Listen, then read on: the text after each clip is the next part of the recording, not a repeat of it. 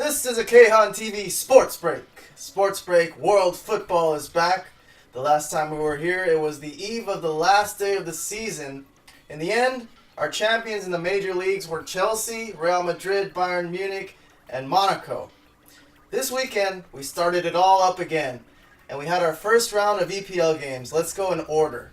Arsenal and Leicester started the season at the Emirates. It was a thrilling start to the season.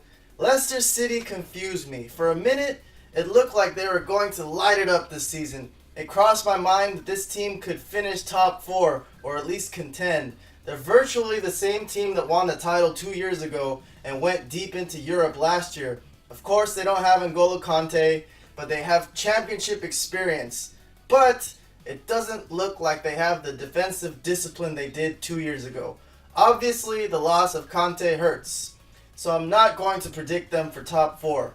Arsenal, on the other hand, who have similar defensive frailties, I think will be hyper-focused this season to get results, having heartbreakingly missed out on the top 4 last season. They showed incredible spirit to come back and get the victory in front of their home support. I will peg them to finish above Spurs and in the top 4 this season. Then Saturday rolled around and Liverpool had to put aside their Philippe Coutinho distraction and battle Watford at Vicarage Road.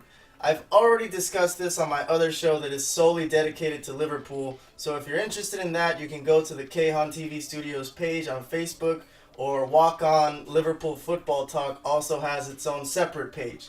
But I will just say that the fact that the transfer window hasn't closed yet has just gutted Liverpool and the general positive feeling the supporters had heading into the season.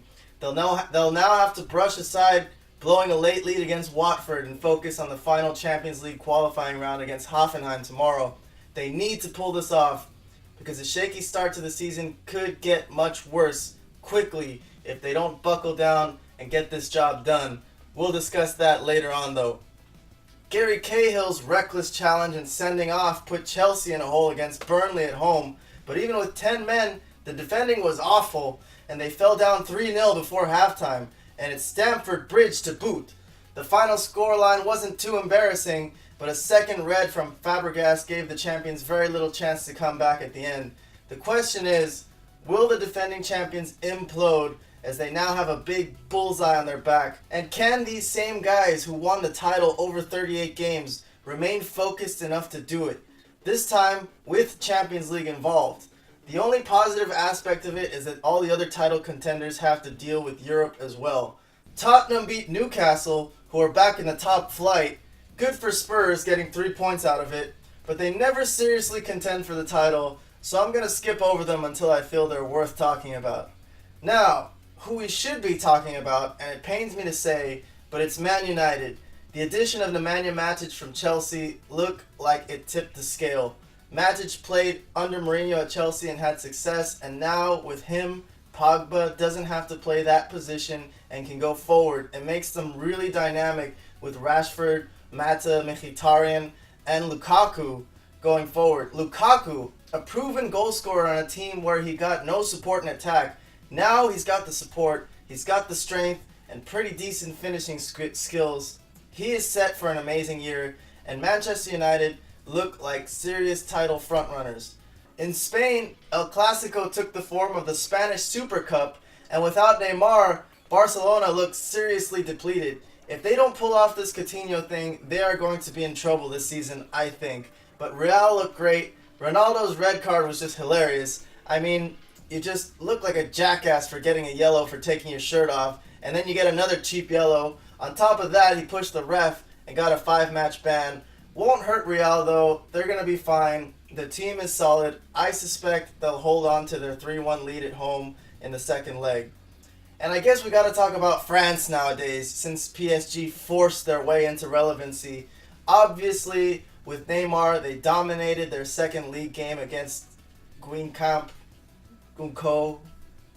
Man, now we gotta learn to pronounce all these French teams. I don't know how to say the name of this team. I'm sorry, but I'll try to learn.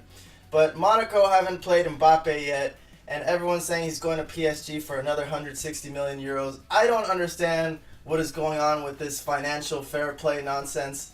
There's no way buying Neymar and Mbappe in one transfer window can fit into what they made in profit last year. At least that's what I understand the rule to be. Maybe I don't get it. But one thing's for sure, PSG getting Neymar completely disrupted Barcelona and Liverpool's start to the season. And tomorrow and next Wednesday, we will see if Liverpool will survive this and get into the Champions League group stage, as well as the fates of Barcelona and one S.A. Philippe Coutinho. That is all for this edition of Sports Break. Champions League tomorrow.